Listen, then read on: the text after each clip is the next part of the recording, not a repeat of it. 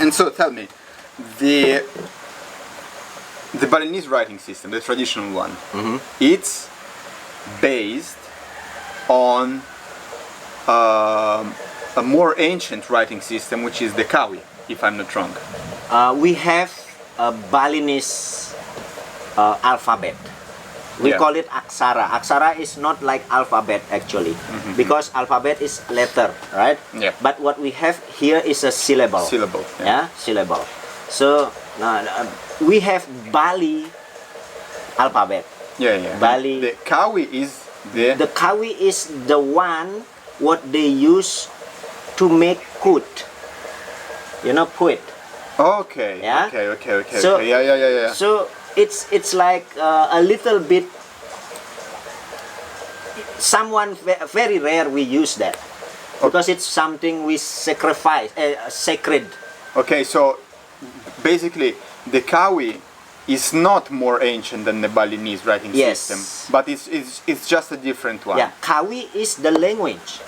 And but it's common to Bali and Java as well.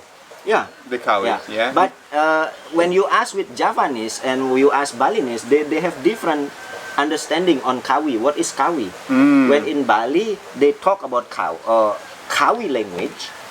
Yeah, that is about a poet. Let's say like that. Yeah. But when in Java you talk about Kawi, Kawi is the language or the old language in Java.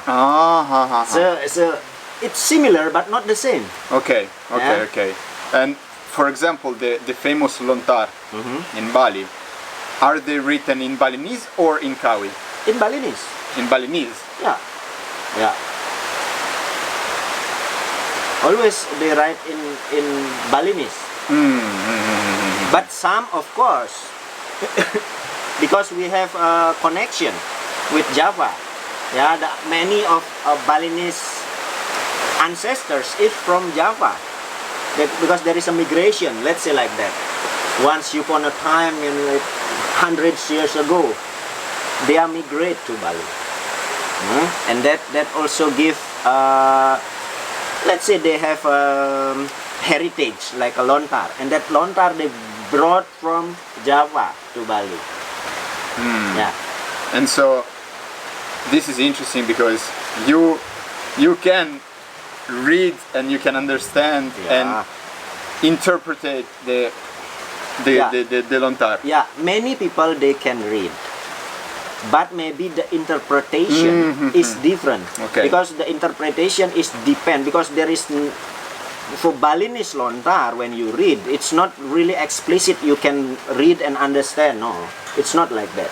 It's like a poet. Yeah. You have to try to think in the writer perspective. Then you can understand. What does that mean? What does that mean? What is written over there? And so, if I'm not wrong, your ability also to read the lontar and to interpret the lontar is one of the reasons why you also managed to develop a very good relationship with Ketut Lier. Not the main reason. The main reason was because I have the chance to be there. Okay. I have the chance to be there, and because I can read, so I can read also. That's my interest also. Yeah. But not all the lontar I can read. My ability is not that high. Yeah, on that time, because sometimes I need someone else also to explain because the lontar sometimes when you see an old lontar, hard to read. First of all, hard to read. Yeah, because sometimes broken or they miss. Yeah. So it's really hard to read. But once we can read, I try to digitalize something like that. I think you did some work with the Lontar Museum as well, yeah? Yeah, so that's also my, Thunder! So that was also one of the way how to get information from the lontar is go to the Lontar Museum in Singaraja called Gedong Kertia. Gedong Kertia. Yeah, there is a lot, 1,000 thousands of lontars is there. But that is common because Balinese, when there is a family, they have lontar, they wouldn't register that because it's a heritage, Yeah, of course, some they register. It doesn't mean they have to give to the government. No, they can keep it, but register just to get the knowledge. To digitalize, Yes. sort of, yeah? Sometimes, if that approved, they can digitalize or just the name and what is there. What is the topic in that lontar? Because the lontar is really spread over. Because lontar is created by the writer in purpose to teach. They try to put the same like a writer now wants to make a book, something like that. No? Lontar is a typical old style of book. And do you think your knowledge of the lontar somehow had any impact on your healing, on your understanding? Yeah, on your... of course, because there are several. Of course, it's important to read also because there are some rules, there are some theory that we can get from the lontar. But for the practice, you have to find a guru. It's a must here. Because sometimes, yes, you can read everything, but the interpretation could be different. Of course. No, Yeah. of course, I don't want to get into the religious topic, but in the topic, let's say, of the traditional text of the lontar, of the terminology, of, let's say, the practice, the spiritual practice, of the healing systems, and so on. Have you ever studied the Indian tradition? And if you did, what do you think are, let's say, the common points? Like, if there are any common points? From the tradition. Yes, so like the yoga, this kind of Yeah, things. of Because of course, Balinese tradition. Yeah, there is a lot of correlation. I would say yes, a lot of correlation. But the difference, for example, Indian. Actually, we can't really, because when we go far, thousand years ago, for example, it was one continent. Let's say like that. It was one continent, so we can't spread as. When we talk about India now, the country India, then different than India before. Of course. So something like that. Because India before could be here, or Malaysia is a part of them. For example, like that. It's a part of Bharatavarsa, or the Bharata Island. So from the Batara, from that continent, let's say like that. Because there is a change of the before the ice or whatever the reason, or some 100 years ago. Maybe we don't know which person is that, because also in India, who bring that knowledge? It's not originally India, but there is Aryan people who come and teach them the Sanatana Dharma. Let's say like that in religious, what I read about that. So, where is the Arya? But there is controversial about that. Yeah, some claim that is from Germany. Some claim. Yeah, but I'm not into that. Yeah. So what I see the difference is there is like a bit different. For example, like yoga, most of the world they use the 8 limb of yoga. Patanjali. And in Bali, mostly we use 6 limb of yoga from Raspatikapa, from the lontar. Yeah, many connection about that. So what is the difference? There are some, for example, Patanjali, they in 8 limb of yoga, they use asana. But in 6 limb, we don't have asana, like sitting posture, for example, yeah? We don't use that. Sitting posture, we don't use. Why? Because maybe we have, we are lucky here, because we are used to sit down Because like this. you're used to sit Yeah, down. maybe that was the reason also. So it's not included in that. And what is it name? Another one, Yama and Niyama. Yeah, that's the first and the second. Yama and Niyama. it's not includes, but they are spirited because that is a part of our life, because we use the moral rule, let's say, that is our daily life. We shouldn't touch the head of older people. That maybe in the Western they don't have it, let's say like that, yeah. But here it's not allowed to touch the head, for example, of whoever. Even when you meet someone, you touch the head, that means you really doing shit to them. So something like that. So we have that rule already in our daily life. So that's not included. And the difference is that's the different, the first. And the different in the sixth limb we have Tarka Yoga. So that's a bit different, called Tarka.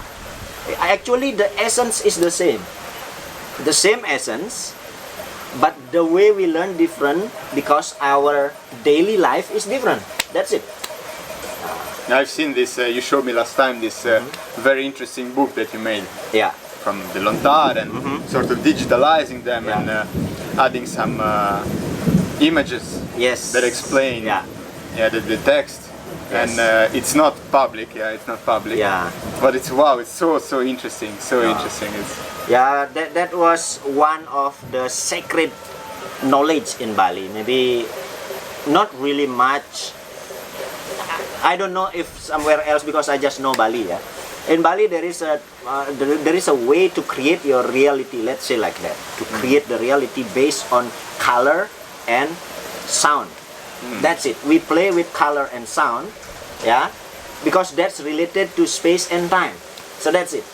That the simple explanation why you should play with color and sound, because that's create your reality. and this is interesting because if you think about this from one perspective, in Bali you see this thing basically everywhere with the offerings. Yeah, just that's- even the simplest offering is a mix of colors Yes. and Yeah.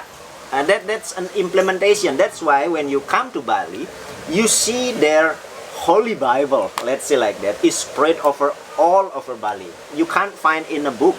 No. Because you have to really see Bali as a holistic, then you can read their Bible. Something like which that. personally for me it's a very frustrating thing because I'm really much into Balinese tradition, into Balinese culture and history and the history of Indonesia in Yeah. general, and it's really hard. It's really hard to understand, the development of Yes. the culture of the country and all these interconnections, of these kingdoms, empires, and here and one came from the India, one from Yeah. Yeah. it's really complicated, but it's intriguing. Yes. Because we have like this. My grandpa said like this: if you learn something, you just learn from the nature or from your daily life, because our ancestor already hide all the knowledge, spread like a carpet in our, we call it pakraman. Pakraman is like our community life.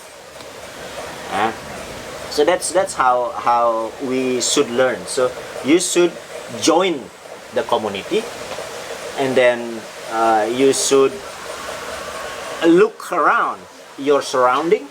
Also in the statue, there is a teaching over there. If you really watch, what is this mean? What is this statue means, or what this statue want to teach us? There is something behind. Yeah. When we talk about the philosophy, yes, there is philosophy, but it's not just that philosophy. Of course. Because there is a spiritual teaching over there and direct teaching. But it's so if, for example, it's a small saying like this, an old saying. If you want to learn something, because everything, just go there, because everything already hidden in the open area. It's hidden but in the open area. So we have to use our understanding. So how to use understanding? Of course you have to know first the base. Otherwise without the base, that's why it's not easy to find someone and will teach you directly, because when you don't have the base, you couldn't understand that, and that make some people crazy, really crazy, because they can't understand or they misunderstand or many reasons. And we call it, don't teach someone when they are not ready. Ready could be they have the base, they have the fundamental knowledge, let's say like that, because that could be only two will happen to that person. First, they don't get the benefit of the knowledge. The second, they will use it for negative things. So that's only that's why they don't like to talk about it. Even though someone know already, they don't like to talk about it before they know us well. Let's say like that. And for example, like, you have seen Bali through decades. Yeah. Do you think, culturally speaking, did Bali somehow change, or do you see the future of Bali as a, let's say, progressive loss of Balinese culture? Let's say less interest by the new generations of Balinese. What do you think about this? But that's normal. Yeah. It's all about the time, because everything, the only things eternal is the change itself. Let's say like that. No, everything Fair will enough. change. Yeah, Fair everything will change, but some places they change in 50 years, another place they change in 20 years, some in 100 years. But it should be changed, because when there is no life, then there is no change. Imagine where there is no life. Also in the North Pole there is life. So otherwise there is no change. Here also, imagine there are billion of population, or billion of beings here. Let's say we're not talking just because in Bali we believe in skala and niskala, about material and immaterial things. Yeah. So there is immaterial being also. Let's say like that. So there must be a change. Yeah, that's fair. Fair enough to have the change, but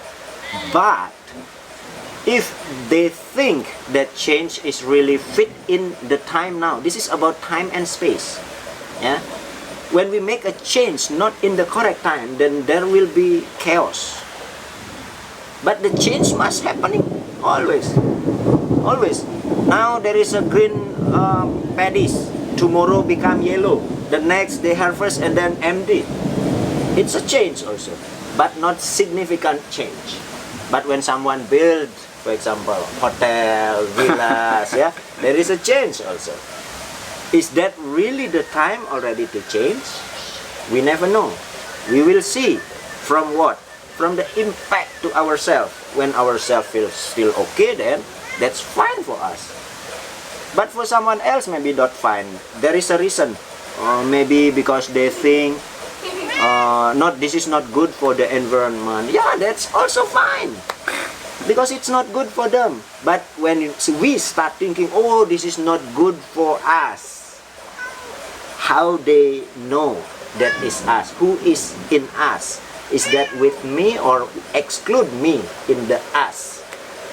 So we should be, for me personally, of course, then I would say doesn't matter. So that maybe some people they said you don't have care to Bali. Sometimes, if possible, then build. Because for example, when a huge hotel, for example, they build in some places, for example. Depend if that's really necessary. Why not? If it's not necessary, Why yes? why yes? So now depend if it's really need. Now a lot of empty hotel, you see, because there is no tourism. There is no tourism. So for me, I'm not always saying yes or no, because sometimes that is good, the change. Sometimes it could disturbing, but some people claiming their statement is the correct one. For me, depend on the situation, whatever is there. For now, you can ask someone to build, nobody want to build. Because there is no reason to build a new hotel. Yeah? So there is a reason why behind something happen, there is always positive reason. When we think positive. When we think always negative, then when someone build whatever, house for example, it's already negative. So it's just depend on the situation. Always in Bali, we strict with time. That's why strict with time doesn't mean we are on time. Yeah. The famous Bali time. Yeah. Strict with time means then when why you don't come? Yeah. It's not the time for me to arrive. We are strict. This Balinese approach. Yeah, we are stick on the time. Yeah, because why you still not arrive? It's already the right time for you to arrive. Yeah, because it's still not the time for me. Yeah. It's not about the appointment, but about the time for me.